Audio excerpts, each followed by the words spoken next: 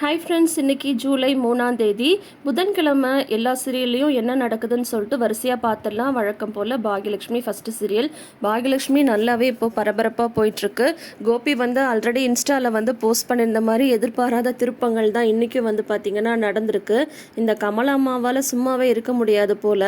நிறைய பேர் கமெண்ட்ஸில் சொல்லியிருந்தீங்க இல்லையா, அந்த ராஜேஷ் நல்லவங்களாக தான் இருந்திருப்பாங்க, அதாவது ராதிகாவோட முதல் புருஷன். இவங்க ரெண்டு பேருமே தான் சேர்ந்து இந்த மாதிரி அவங்க வாழ்க்கையை கெடுத்திருப்பாங்கன்னு சொல்லிட்டு இப்போ ராதிகாவோட வாழ்க்கையை கெடுக்கிறது பார்த்தீங்கன்னா வேற யாருமே கிடையாது, கமலா தான். கோபி டிசர்வ்ஸ் இட் அப்படின்றதும் நம்மளுக்கு தெரியும். பட் இருந்தாலும் என்ன நடக்குதுன்னு சொல்லிட்டு பார்த்தலாம். நேற்று பார்த்தீங்கன்னா கமலாவுக்கும் கோபிக்கும் நல்ல ஹீட்டாக ஒரு ஆர்கியூமெண்ட் நடந்துட்டுருக்கு இல்லையா.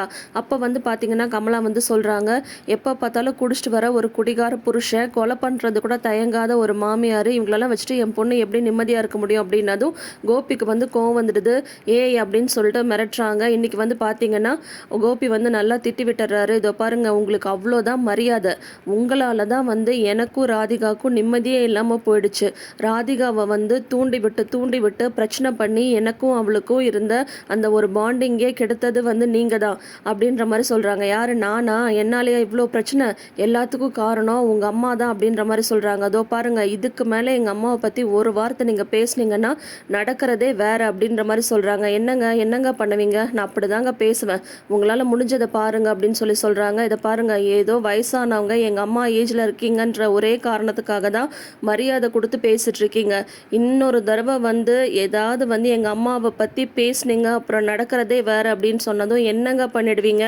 என்ன பண்ணுவீங்க? அடிப்பீங்களா? எங்கள் அடிங்க பார்ப்போம், அடிங்க, அதுவும் தான் பார்க்குறேனே அப்படின்ற மாதிரி சொல்கிறாங்க. கொலை பண்ணிடுவேன் உங்களை அப்படின்ற மாதிரி கோபி சொல்கிறாரு. இதோ பாருங்க, முதல்ல இந்த வீட்டை விட்டு நீங்கள் வெளியில் போங்க. நீங்கள் எப்போ இந்த ஃபேமிலிக்குள்ளார வந்தீங்களோ அப்பயே என்னோட நிம்மதியும் ராதிகாவோட நிம்மதியும் போயிடுச்சு. நாங்கள் ரெண்டு பேரும் சந்தோஷமாக தான் வாழ்ந்துட்டு இருந்தோம்.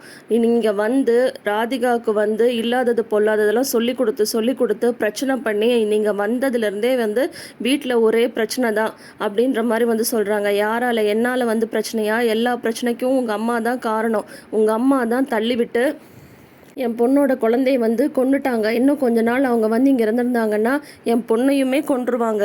என் பொண்ணுக்காக தான் நான் இங்கே இருக்கேன். நீங்கள் யாருங்க என்னை வீட்டை விட்டு வெளியே போக சொல்கிறதுக்கு? இது என் பொண்ணோட வீடு, நான் இங்கே தான் இருப்பேன். நீங்கள் ஒன்றும் அதை பற்றி சொல்ல தேவையில்லை அப்படின்ற மாதிரி சொல்கிறாங்க. நான் உங்கள் பொண்ணோட புருஷன், உங்களுக்கு அவ்வளோதான் மரியாதை, சொல்லிட்டேன் அப்படின்னு அவர் சொல்லிட்டு இருக்கும்போதே அவருக்கு ஃபோன் வருது. இதில் இந்த கிச்சன்லேருந்து உடனே வரையா வையா அப்படின்னு சொல்லிட்டு உடனே கோபி மறுபடியுமே சொல்லிட்டு போகிறாரு. நான் உங்கள் பொண்ணோட புருஷன், நீங்கள் இங்கே இருக்கக்கூடாதுன்னு சொன்னால் நீங்கள் இங்கே இருக்கக்கூடாது. நான் சாயந்தரம் வரும்போது நீங்கள் வீட்டில் இருக்கக்கூடாது. அப்படி மீறி இருந்தீங்கன்னா ராதிகா இருக்கான்னு கூட பார்க்க மாட்டேன், உங்கள் கழுத்தை பிடிச்சி வெளியில் தள்ளிட்டு போயிட்டே இருப்பேன். உங்கள் மரியாதையை நீங்கள் காப்பாற்றிக்கோங்க, முதல்ல இந்த வீட்டை விட்டு போங்க அப்படின்ற மாதிரி கோபி பயங்கரமாக மிரட்டிட்டு போகிறாரு. உடனே இந்த கமலாவுக்கு ஷாக் ஆகிடுது. ஆனால் பொறுத்துக்க முடியல. இவங்களெல்லாம் சும்மா விடக்கூடாது, என் நிம்மதியும் என் பொண்ணோட நிம்மதியும் கெடுத்து நீங்கள் மட்டும் சந்தோஷமாக இருக்கலான்னு பார்க்குறீங்களா? விடமாட்டேன் அப்படின்ட்டு உடனே விறுவிறுன்ட்டு ரூமுக்கு போகிறாங்க. அவங்களோட பர்ஸ் எடுக்கிறாங்க. உடனே வெளியில் வராங்க. வெளியில் பாகியலட்சுமி வீட்டையே முறைச்சி பார்க்குறாங்க. ஒரு ஆட்டோவில் ஏறி மகளிர் போலீஸ் ஸ்டேஷனுக்கு கிளம்பி போயிடுறாங்க. அங்கே போய் வாசல் நின்றுட்டு சந்துரு பேசிட்டியா அப்படின்ற மாதிரி கேட்குறாங்க. அம்மாவுக்கும் பையனுக்கும் இதே தான் வேலை போல். அதுக்கப்புறம் பார்த்தீங்கன்னா போலீஸ் ஸ்டேஷன் உள்ளே போகிறாங்க. இந்த மாதிரி இன்ஸ்பெக்டரை பார்க்கணும் அப்படின்னு சொன்னதும், வாங்க யார் நீங்கள் அப்படின்ற மாதிரி சொன்னதும், இந்த மாதிரி ராஜேந்திரன் சொல்லி பார்க்க வந்திருக்கேன் அப்படின்னதும், அவரை எப்படி உங்களுக்கு தெரியும் அப்படின்னதும், என் பையனோட ஃப்ரெண்டு அப்படின்ற மாதிரி சொல்கிறாங்க. சொல்லுங்கம்மா என்ன பிரச்சனை அப்படின்ற மாதிரி கேட்குறாங்க. இந்த மாதிரி என் பொண்ணோட மாமியாரை பற்றி கம்ப்ளைண்ட் கொடுக்க வந்திருக்கேன் அப்படின்ற மாதிரி சொல்கிறாங்க. என்ன பண்ணாங்க அவங்க அப்படின்னு சொல்லி கேட்கும்போது, அவங்க என்ன பண்ணல, ஏன் கேட்குறீங்க? என் பொண்ணுக்கு இது 2வது கல்யாணம், அந்த கல்யாணத்துலேயே அவங்களுக்கு இஷ்டம் இல்லை, அந்த கல்யாணத்தை நிறுத்துறதுக்காக என்னென்னவோ பாடுபட்டாங்க. ஆனால் மீறி என் பொண்ணோட கல்யாணம் நடந்துருச்சு. கல்யாணம் முடிஞ்சதுக்கு அப்புறமும் என் பொண்ணுக்கும் மாப்பிள்ளைக்கும் டார்ச்சர் கொடுத்துட்டே இருந்தாங்க. அவங்க 2 பேரையும் சந்தோஷமாக இருக்கவே விடலை, வீட்டை விட்டு துரத்தி விட்டுட்டாங்க. இந்த பிரச்சனை எல்லாம் பற்றி ஆல்ரெடி நான் போலீஸில் கம்ப்ளைண்ட் கொடுத்துருக்கேன். ஆனால் அதுக்கப்புறம் எங்கள் பொண்ணும் மாப்பிள்ளையும் அந்த வீட்டில் இருக்க முடியாமல் வீட்டை விட்டு வெளியில் வந்துட்டாங்க.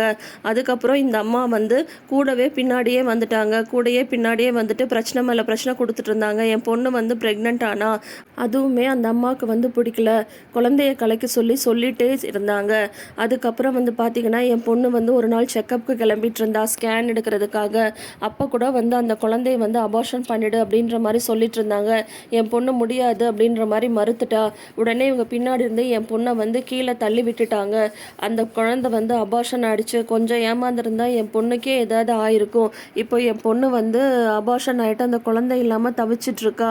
இப்பயும் வந்து பார்த்திங்கன்னா என் பொண்ணை வந்து நிம்மதியாக இருக்க விட மாட்டேன்றாங்க. மாற்றி மாற்றி ஏதாவது பிரச்சனை கொடுத்துட்டே இருக்காங்க. நீங்கள் தான் எப்படியாவது என் பொண்ணுக்கு வந்து பாதுகாப்பு கொடுக்கணும் அப்படின்ற மாதிரி வந்து சொல்கிறாங்க. என்னம்மா சொல்கிறீங்க, இவ்வளோ நடந்திருக்கா அப்படின்ற மாதிரி சொல்கிறாங்க. ஆமாங்க அப்படின்ற மாதிரி சொல்கிறாங்க. சரி, நீங்கள் ஒரு கம்ப்ளைண்ட் வந்து எழுதி கொடுத்துட்டு போங்க, நான் வந்து என்ன ஏதுன்னு விசாரிக்கிறேன் அப்படின்ற மாதிரி வந்து சொல்கிறாங்க. உடனே வந்து பார்த்திங்கன்னா இவங்களும் வந்து கம்ப்ளைண்ட் எழுதி கொடுக்குறாங்க. அவங்கள சும்மாவே விடாதீங்க, அவங்க மேலே இம்மீடியட்டாக நீங்கள் வந்து ஆக்ஷன் எடுக்கணும் அப்படின்ற மாதிரி போலீஸ் ஸ்டேஷனில் ஸ்ட்ராங்காக சொல்லிட்டு வராங்க கமலா. இங்கே வீட்டில் வந்து பார்த்திங்கன்னா எழில் வந்து அவரோட ஸ்கிரிப்ட் எல்லாத்தையுமே ரெடி பண்ணிவிட்டு ப்ரொடியூசரை பார்க்க போகிறதுக்காக எல்லாமே மறுபடியும் ரீவெரிஃபை பண்ணிகிட்ருக்காங்க. அப்போ வந்து ஃபேமிலியில் எல்லாருமே இருக்காங்க. அதாவது ஜெனி, அமிர்தா, செழியன், செல்வி எல்லாருமே உட்காந்துட்டு நல்லபடியாக போயிட்டு வா, இது வந்து உனக்கு கண்டிப்பாக சக்ஸஸ் ஆகும் அப்படின்ற மாதிரிலாம் எழிலை வந்து என்கரேஜ் பண்ணிகிட்ருக்காங்க. கொஞ்சம் எனக்கு டென்ஷனாகவே இருந்துகிட்ருக்கு அப்படின்ற மாதிரிலாம் சொல்லிகிட்ருக்காங்க. அப்போ கரெக்டாக பாக்யா கால் பண்ணுறாங்க. பாக்யா கால் பண்ணி என்னப்பா கிளம்பிட்டியா அப்படின்ற மாதிரி கேட்குறாங்க. கிளம்பிட்டே இருக்கம்மா அப்படின்ற மாதிரி சொல்கிறாங்க. ஆல் தி பெஸ்ட், பயப்படாமல் போய் பண்ணிட்டு வா, எல்லாமே உனக்கு வந்து நல்லதாகவே நடக்கும் அப்படின்னு சொல்லிட்டு டைமும் நல்ல நேரமும் பார்த்து சொல்கிறாங்க. இந்த டைமுக்கு நீ வந்து கிளம்பு அப்படின்னு சொல்கிறாங்க. இருந்தாலும் எனக்கு டென்ஷனாகவே இருக்குமா அப்படின்னதும், நீ ஏன்பா டென்ஷன் ஆகிற, உன் மேலே எனக்கு வந்து நம்பிக்கை இருக்குது, கண்டிப்பாக எல்லாமே நல்லபடியாக நடக்கும் அப்படின்ற மாதிரி சொல்கிறாங்க. இனியாவும் பேசுகிறாங்க. ஆல் தி பெஸ்ட்ண்ணே அப்படின்ற மாதிரிலாம் சொல்கிறாங்க. அதுக்கப்புறம் வழக்கம் போல் நம்ம செல்வி வந்து, தம்பி அந்த படத்தில் எனக்கும் ஒரு கேரக்டர் இருக்குல்ல அப்படின்ற மாதிரி சொல்கிறாங்க. எப்படிக்கா, ஏற்கனவே ரெஸ்டாரண்ட் இருக்குது, வீட்லேயும் வேலை பார்க்குறீங்க, எப்படி உங்களால் சமாளிக்க முடியும் அப்படின்னு சொல்லும்போது, அதெல்லாம் நான் அசால்ட்டாக செஞ்சுருவேன் தம்பி அப்படின்ற மாதிரி இவங்க எல்லாம் ஹாப்பியாக வந்து பேசிகிட்டு இருக்காங்க. டென்ஷன் இல்லாமல் போயிட்டு வா அப்படின்றாங்க. அப்போ வந்து செழியன் வந்து, நானே உன்னை வந்து காரில் ட்ராப் பண்ணுறேன் அப்படின்றாங்க.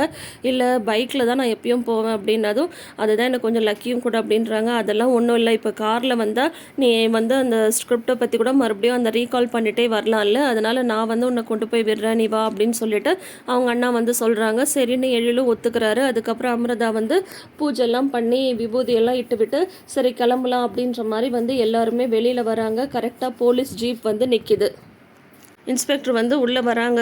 சரன்னு இம்மீடியட் ஆக்ஷன் தாங்க இந்த சீரியலில் மட்டும்.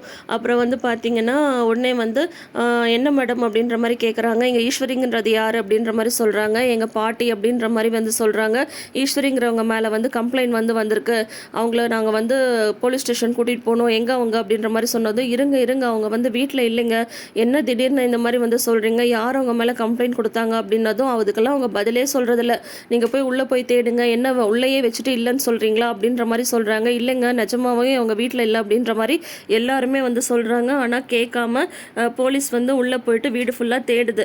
எல்லாருமே அந்த கான்ஸ்டபிள்லாம் தேடிட்டு வந்து, இல்லை மேடம் அந்த அம்மா வந்து இங்கே இல்லை அப்படின்ற மாதிரி சொல்கிறாங்க. உடனே இவங்க சொல்கிறாங்க, நாங்கள் தான் சொல்கிறோம்ல, எங்கள் பாட்டி வந்து இங்கே இல்லை, அவங்க வந்து ஊருக்கு போயிருக்காங்க அப்படின்ற மாதிரி சொல்லியிருக்காங்க. எங்கே போயிருக்காங்க அப்படின்னதும், கும்பகோணம் போயிருக்காங்க அப்படின்ற மாதிரி வந்து சொல்கிறாங்க. முதல்ல என்ன விஷயம்னு சொல்லுங்கள் அப்படின்ற மாதிரி இவங்க கேட்குறாங்க. ஆனால் அவங்க வந்து பதிலே சொல்கிறதில்ல. இமீடியட்டாக கும்பகோணம் போலீஸ் ஸ்டேஷனுக்கு கால் பண்ணி அவங்க எங்கே இருந்தாலும் அரெஸ்ட் பண்ணி இங்கே சென்னைக்கு கூட்டிகிட்டு வர சொல்லுங்கள் அப்படின்ற மாதிரி அந்த இன்ஸ்பெக்டர் வந்து சொல்கிறாங்க. கான்ஸ்டபிளும் ஓகேன்றாங்க. இருங்க, நீங்கள் பாட்டிக்கு வந்து சொல்லிட்டுருக்கீங்க, என்ன விஷயம், யார் வந்து எங்கள் பாட்டி மேலே கம்ப்ளைண்ட் கொடுத்துருக்காங்க அப்படின்ற மாதிரி வந்து மாற்றி எழிலும் செழியனும் அமிர்தா ஜெனி எல்லாருமே கேட்குறாங்க. ஆனால் அவங்க வந்து எதுவுமே பதிலே சொல்லாமல் அவங்க பாட்டிக்கு அவங்க இன்ஸ்ட்ரக்ஷன் வந்து கொடுத்துட்ருக்காங்க. உடனே வந்துட்டு, இது என்ன உங்கள் பாட்டி மட்டும் பண்ணதா, இல்லை வந்து நீங்கள் எல்லாருமே குடும்பமாக சேர்ந்து தான் பிளான் பண்ணி இதை பண்ணீங்களா அப்படின்ற மாதிரி கேட்குறாங்க. இவங்க எல்லாரும் ஷாக் ஆகி நிற்கிறாங்க. அதோட இன்னைக்கு எபிசோடை வந்து முடிச்சிருக்காங்க. இப்போ வந்து பார்த்திங்கன்னா கும்பகோணம்லேயே வந்து போய் அரெஸ்ட் பண்ண சொல்லிட்டாங்க. ஈஸ்வரி பாட்டியை அரெஸ்ட் பண்ணி கூட்டிகிட்டு வர போகிறாங்களா, என்ன நடக்க போகுது, பாக்யா வந்து சும்மா இருந்துடுவாங்களா சொல்லுங்கள். கண்டிப்பாக மயூ கிட்ட ஏதாவது ஒரு சாட்சி வந்து இருக்கும். அப்போ வந்து பார்த்திங்கன்னா மயூ கையில் வந்து மொபைல் இருந்தது. மயூட்ட வந்து பாக்யா வந்து பேசினாங்கன்னா அந்த மொபைலை வந்து கண்டிப்பாக அவங்க பார்க்குறதுக்கான வாய்ப்புகள் இருக்குது. அதில் ஏதாவது வீடியோ ப்ரூஃப் இருந்தால் மட்டுமே தான் ஈஸ்வரியை வந்து இவங்களால காப்பாற்ற முடியும். இப்போ வந்து பார்த்திங்கன்னா கமலா வந்து அவ்வளோ ஸ்ட்ராங்காக ஒரு கம்ப்ளைண்ட்டை வந்து ரைஸ் பண்ணியிருக்காங்க ஈஸ்வரி மேலே. ஸோ என்ன நடக்க போகுதுன்னு சொல்லிட்டு அடுத்தடுத்து வர எபிசோட்ஸை பார்த்து தெரிஞ்சுக்கலாம். இப்போ நம்ம அடுத்தது பார்க்க போகிற சீரியல் என்னன்னு பார்த்திங்கன்னா சிறகடிக்க ஆசை. சிறகடிக்க ஆசையில் வந்து பார்த்தீங்கன்னா கவரிங் நகை தான் அது அப்படின்றது தெரிஞ்சு போச்சு முத்துக்கும் மீனாக்கும். ஆனால் இந்த மீனா வந்து பார்த்தீங்கன்னா அவங்க மேலே சத்தியம் வாங்கிடுறாங்க, இந்த நகை பிரச்சனையை வந்து இப்போ வீட்டில் வந்து கிளப்பக்கூடாது, பாட்டி பிறந்தநாள் முடிகிற வரைக்கும் எதுவுமே நம்ம கேட்க வேணாம் அப்படின்ற மாதிரி வந்து சத்தியம் வாங்கிடுறாங்க. ஆனால் முத்துனால வந்து அதை பொறுத்துக்கவே முடியல, எப்படியாவது இந்த விஷயத்தை கேட்டே ஆகணும்னு நினைக்கிறாங்க. ஆனாலும் மீனாவோட வார்த்தையை கட்டுப்பட்டு பேசாமல் இருக்காங்க. பிறந்தநாள் ஏற்பாடுகள்லாம் எல்லாம் நல்லபடியாக நடந்துட்டுருக்கு. பாட்டியும் அடுத்த நாள் காலையில் ஊர்லேருந்து வராங்க. முத்து தான் வந்து பிக்கப் பண்ணிட்டு வந்துட்டுருக்காரு. முத்து வந்து டல்லாக இருக்கிறத பார்த்துட்டு நீ ஏன்டா இந்த மாதிரி டல்லாக இருக்க அப்படின்ற மாதிரி வந்து கேட்குறாங்க. அதெல்லாம் ஒன்றும் இல்லை பாட்டி, நேற்று நைட் வந்து சவாரி முடிச்சுட்டு லேட்டாக வந்தேன் அப்படின்ற மாதிரி சொல்லி சமாளிச்சிடுறாங்க முத்து. இருந்தாலும் வந்து நீ இந்த மாதிரி இருக்கிறது கொஞ்சம் கூட நல்லாவே இல்லை, ஏன் நான் ஊருக்கு வந்ததில் விருப்பம் இல்லையா அப்படின்ற மாதிரி கேட்குறாங்க. ஐயோ என்ன பாட்டி நீ இப்படி கேட்டுட்ட, எப்போவும் நீ இங்கே இருக்கிறது தானே எனக்கு ரொம்ப பிடிக்கும், உனக்கு தெரியாதா அப்படின்னு சொல்கிறாங்க. அதெல்லாம் சரிதான்டா, அதுக்காக இந்த மாதிரி வந்து டல்லாக இருக்காத, எப்போ பார்த்தாலும் வேலை வேலைன்னு சொல்லிட்டு இருக்காத, உடம்பையும் பாரு அப்படின்ற மாதிரிலாம் பேசிட்டே வராங்க. இங்கே வந்து அம்மாக்காக ரொம்ப ஈகராக வெயிட் பண்ணிட்டுருக்காரு அண்ணாமலை. உடனே வந்து பார்த்தீங்கன்னா வாமா வாமா அப்படின்னு சொல்லிட்டு ரொம்ப பெருமையாக அம்மா வந்து வரவேற்கிறாங்க. அதுக்கப்புறம் வந்து பார்த்தீங்கன்னா மீனா மேலே வந்து ஆரத்தி கரைச்சிட்டு இருக்காங்க. இது எதுக்கடி எடுத்துகிட்டு போகிற அப்படின்ற மாதிரி விஜயா வந்து கேட்கும்போது, இல்லத்த அவர் தான் ஃபோன் பண்ணி ஆரத்தி எடுத்து வர சொன்னார் பாட்டிக்கு எடுக்கிறதுக்கு அப்படின்னு சொல்கிறாங்க. அதெல்லாம் ஒன்று நீ எடுக்க வேணாம் அப்படின்னு சொல்லிட்டு, ரோகிணி ஸ்ருதி நீங்கள் இங்கே 2 பேரும் வாங்க, நீங்கள் போய் பாட்டிக்கு வந்து ஆரத்தி எடுங்க, வாங்க எல்லாரும் கீழே போகலாம் அப்படின்னு எல்லாரையும் கூட்டிகிட்டு போகிறாங்க. மீனா வந்து தயங்கி தயங்கி பின்னாடியே நிற்கிறாங்க. அதுக்கப்புறம் ஆரத்தி எடுக்க சொல்கிறாங்க விஜயா, ரோகிணியும் ஸ்ருதியும். அது என்ன 2 மருமகளை மட்டும் வச்சு ஆரத்தி எடுக்கிற, எங்கே மீனா அப்படின்ற மாதிரி கேட்குறாங்க பாட்டி. உடனே வந்து முத்து வந்து சொல்கிறாங்க, பாட்டி அதெல்லாம் ஆரத்தி ரெடி பண்ணி கரைச்சி எடுத்துகிட்டு வரது எல்லாமே வந்து மீனா தான் செஞ்சுருப்பா, நடுவில் வந்துட்டு பிடுங்கிருப்பாங்க, கையிலேருந்து வழிப்பறி நடந்திருக்கும் அப்படின்ற மாதிரி வந்து சொல்கிறாரு முத்து. அதே மாதிரி மீனா வந்து பின்னாடி நிற்கவும் பாட்டி வந்து மீனாவை கூப்பிட்றாங்க. மீனா நீயும் வா, என்ன இருந்தாலும் இந்த வீட்டுக்கு மூத்த மருமகளாக வந்தது நீ தான், அதனால் நீ தான் வந்து ஆரத்தி எடுக்கணும் வா அப்படின்னு சொல்லிட்டு 3 மருமகளையும் சேர்த்து எடுக்க சொல்கிறாங்க. ஸ்ருதியும் ஆமாம் ஸ்ருதி மீனா எனக்கு இதெல்லாம் வந்து செய்ய தெரியாது வாங்க அப்படின்ற மாதிரி வந்து சொல்கிறாங்க. விஜயாவுக்கு வந்து முகமே இல்லை அவங்க மாமியாரை பார்த்ததில். அதுக்கப்புறம் மேலே வராங்க, ஆரத்தியெல்லாம் எடுத்து முடிஞ்சு எல்லா பேரனுங்களும் எல்லாம் விஷ் பண்ணுறாங்க பாட்டிக்கு. மேலே செஞ்சு வச்சுருக்கிற ஏற்பாடெல்லாம் பார்த்துட்டு பாட்டி வந்து ரொம்ப அப்படியே பூரிச்சு போகிறாங்க. என்ன அண்ணாமலை இவ்வளோ செஞ்சு வச்சுருக்க அப்படின்றதும், பின்ன 80வது பிறந்த நாள்னா சும்மாவாமா, இதெல்லாம் எவ்வளோ பெரிய வரோம் அப்படின்னு சொல்லிட்டு உன் பேரனுங்கள்லாம் உனக்கு சர்ப்ரைஸ் பண்ணுறதுக்காக வெயிட் பண்ணிகிட்ருக்காங்க அப்படின்னு சொல்கிறாங்க. எனக்கு தெரியும்டா என் பேரனுங்களை பற்றி, எனக்கு பிடிச்சதா எல்லாம் செய்வாங்க, ஆனால் நான் அவங்களுக்கு ஒரு சர்ப்ரைஸ் வச்சுருக்கேன் அப்படின்னதும் என்ன அப்படின்ற மாதிரி கேட்குறாங்க. எனக்கு பிடிச்ச மாதிரி என் மனசுக்கு பிடிச்ச மாதிரி யார் பரிசு தராங்களோ அவங்களுக்கு வந்து நான் வந்து ஸ்பெஷலாக ஒரு பரிசு தரப்போகிறேன் அப்படின்ற மாதிரி வந்து சொல்கிறாங்க. உடனே வந்து பாட்டி வந்துட்டு இப்படி சொன்னதும் வந்து என்னவா இருக்கும் அப்படின்ற மாதிரி இந்த மனோஜ் இவங்கெல்லாம் வந்து யோசிக்க ஆரம்பிச்சு நம்ம தான் சிறப்பாக கிஃப்ட் கொடுக்கணும் அப்படின்ற மாதிரிலாம் ஒவ்வொரு ஜோடியும் வந்து பேச ஆரம்பிச்சிருது. அதாவது வந்து மனோஜ், ரோகிணி, அதுக்கப்புறம் வந்து ஸ்ருதி, ரவி, உங்கள் பாட்டி பற்றி உங்களுக்கு தானே தெரியும், என்னவா இருக்கும் அப்படின்ற மாதிரி வந்து கேட்குறாங்க. அவங்க மனசுக்கு என்ன பிடிக்கும் அதை வந்து நம்ம ப்ரைஸாக கொடுக்கலாம் அப்படின்ற மாதிரிலாம் எல்லாம் கிஃப்ட் கொடுக்குறத பற்றி யோசிச்சுட்டு இருக்காங்க. முத்துவும் மீனாவும் வந்து பாட்டிக்கு நகை வாங்கி தரணும்னு நம்ம எவ்வளோ ஆசைப்பட்டோம், அதுதான் முடியாமல் போயிடுச்சு அப்படின்ற மாதிரி வந்து முத்து வந்து ரொம்ப வருத்தப்பட்டு பேசுகிறாரு. அந்த நகை விஷயத்தை நான் அப்பயே வந்து கேட்டிருப்பேன், ஆனால் நீ தான் வந்து கேட்கக்கூடாதுன்னு தடுத்துட்ட அப்படின்ற மாதிரி முத்து வந்து சொல்கிறாரு. எங்கள் பாட்டி வந்து நகைக்கெல்லாம் ஆசைப்படுறவங்க கிடையாதுன்றது உங்களுக்கு வந்து தெரியுமா தெரியாதா, அதை விடுங்க, நான் தான் சொல்கிறேன்ல, அதை பற்றி நம்ம அப்புறமா பேசிக்கலாம். இப்போ பாட்டிக்கு வந்து நம்ம எதுவும் பரிசு தர வேண்டாமா, அவங்க மனசுக்கு பிடிச்ச மாதிரி நம்ம ஏதாவது கொடுக்கணுங்க, அவங்க வந்து நம்மளுக்கு பரிசு கொடுக்குறாங்கன்றதெல்லாம் பிரச்சனையே இல்லை, ஆனால் அவங்க சந்தோஷப்படுற மாதிரி நம்ம கொடுக்கணும் அப்படின்ற மாதிரி இவங்க 2 பேரும் பேசிகிட்டு இருக்காங்க. அதோட தொடரும் போட்டுட்டு விஜயாவும் வந்து பார்த்தீங்கன்னா அண்ணாமலைட்ட சொல்லிட்டு இருக்காங்க, ஏங்க எப்படியாவது வந்து உங்கள் அம்மா கொடுக்குற பரிசை நம்ம தாங்க வாங்கணும் அப்படின்ற மாதிரி வந்து விஜயா வந்து சொல்லிட்டு இருக்காங்க. இந்த ஒரு ப்ரமோவோட இன்னைக்கு எபிசோட வந்து முடிச்சிருக்காங்க. இன்னைக்கு வந்து கொஞ்சம் சிம்பிளாக தான் போச்சு. நாளைக்கு யார் யார் என்னென்ன பரிசு தராங்க, பாட்டி வந்து யாருக்கு அந்த சிறப்பு பரிசு தரப்போகிறாங்கன்றது கிட்டத்தட்ட நம்மளுக்குமே எல்லாருக்குமே தெரியும். ஒன்று அது மீனாவாக இருக்கும், இல்லை முத்துவாக இருக்கும். பார்க்கலாம் என்ன தான் நடக்குதுன்னு சொல்லிட்டு. இப்போ நம்ம அடுத்தது பார்க்க போகிற சீரியல் என்னன்னு சொல்லிட்டு பார்த்தீங்கன்னா பாண்டியன் ஸ்டோர் சீசன் 2. இப்போ வந்து பார்த்தீங்கன்னா மயில் வந்து சாப்பாடு எடுத்துகிட்டு கிளம்பிட்டு இருக்காங்க. அது வந்து நில்லுமா அப்படின்ற மாதிரி வந்து சொல்கிறாங்க நம்மளோட கோமதி. ஏன் அத்தை அப்படின்னதும், எங்கே கிளம்புற அப்படின்னதும், என்னத்தை கேட்குறீங்க, மாமாவுக்கும் அவருக்கும் சாப்பாடு எடுத்துகிட்டு போகிறேன் அப்படின்னதும், நீ வந்து சரவணனுக்கு மட்டும் எடுத்துகிட்டு போ, அவருக்கு வந்து நீ கொண்டு போக வேணாம், அவர் வந்து வீட்டிலேயே வந்து சாப்பிட்டோம் அப்படின்னு சொல்கிறாங்க. ஏன் அத்தை, நான் தான் எடுத்துகிட்டு தானே போகிறேன் அப்படின்னு சொல்கிறாங்க. இல்லை அவருக்கு அதெல்லாம் பிடிக்காது, அதனால அவர் வந்து வீட்டிலேயே சாப்பிட்டோம் அப்படின்ற மாதிரி கோமதி வந்து சொல்கிறாங்க. அதுக்கு மயில் வந்து சொல்கிறாங்க, அவங்களுக்கு பிடிக்கலன்னா சொல்லியிருப்பாங்கல்ல அத்தை அப்படின்ற மாதிரி சொல்கிறாங்க.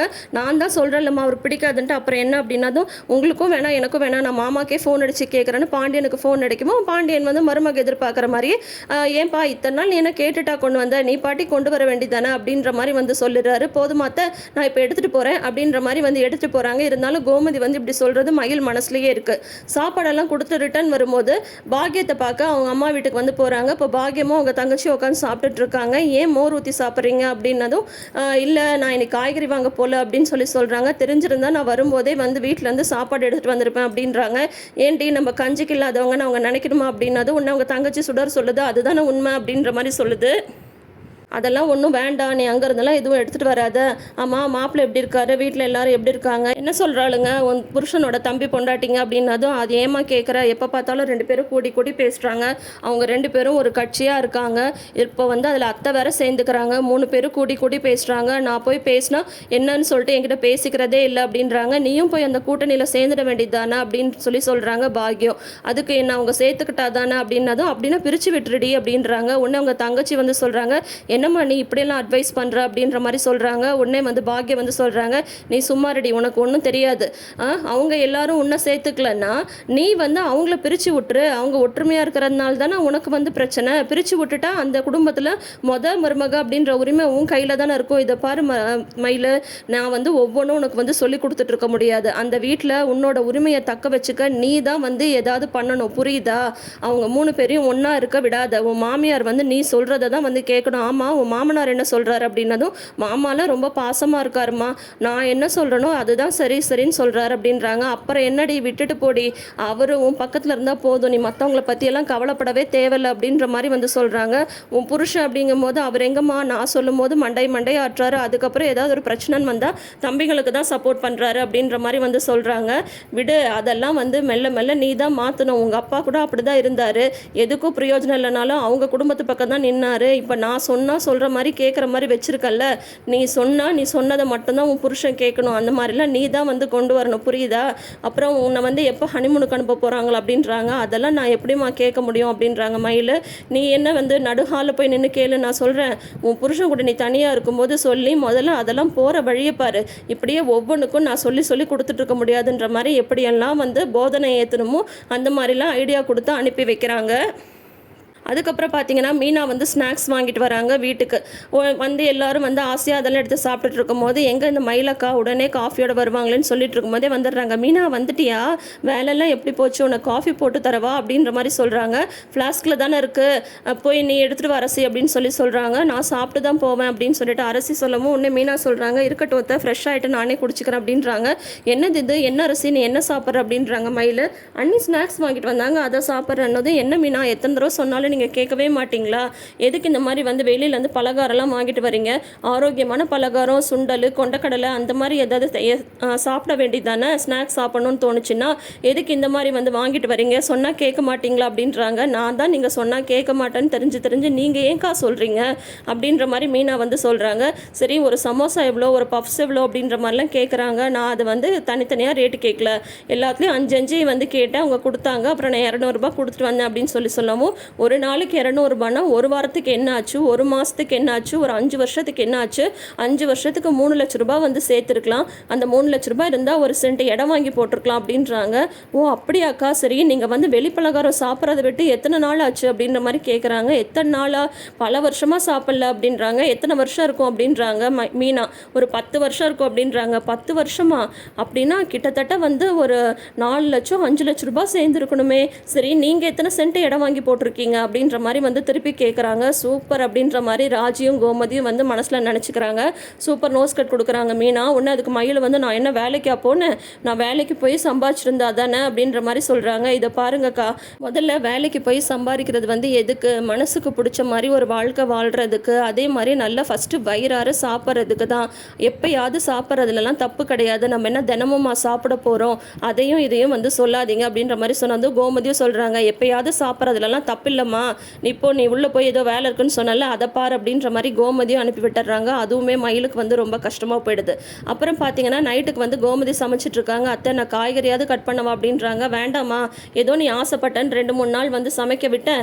என் புருஷனுக்கு என் பசங்களுக்குலாம் எப்படி பிடிக்குன்றது எனக்கு தான் தெரியும், அதனால் இனிமேல் வந்து நானே சமைச்சிக்கிறேன் அப்படின்றாங்க. இல்லத்தை என்னால் வேலை செய்யாமலாம் இருக்க முடியாது, எனக்கு அப்படியே பழகிடுச்சுன்றாங்க. அதோ பாருமா, உன்னை விட நான் தான் சீனியரு, என்னாலையும் வேலை செய்யாமலாம் இருக்க முடியாது, அதனால் இனிமேல் வேலையெல்லாம் நானே பார்த்துக்கிறேன், மெயினாக கிச்சன் வேலை இனிமேல் நான் தான் பார்ப்பேன்ற மாதிரி கோமதி வந்து ஸ்ட்ரிக்டாக சொல்லிடுறாங்க. அதுவே தங்கமயிலுக்கு வந்து ஒரு மாதிரி அப்செட் ஆகிடுது. அதோட இன்னைக்கு எபிசோடை வந்து முடிச்சிருக்காங்க. ஸோ இனி நாளைக்கு என்ன நடக்க போகுதுன்றதை வெயிட் பண்ணி பார்த்து தெரிஞ்சுக்கலாம். தொடர்ந்து வீடியோஸ்க்கு நம்ம சேனல் எப்பயே சப்ஸ்கிரைப் பண்ணி வச்சுக்கோங்க. பக்கத்தில் இருக்கிற நோட்டிஃபிகேஷன் பெல் ஐக்கானில் ஆல் சிம்பிள் கிளிக் பண்ணிக்கோங்க. கூடவே இந்த ப்ரிவ்யூ பற்றின உங்களோட கருத்துக்களை மறக்காமல் ஷேர் பண்ணுங்கள். தேங்க்யூ.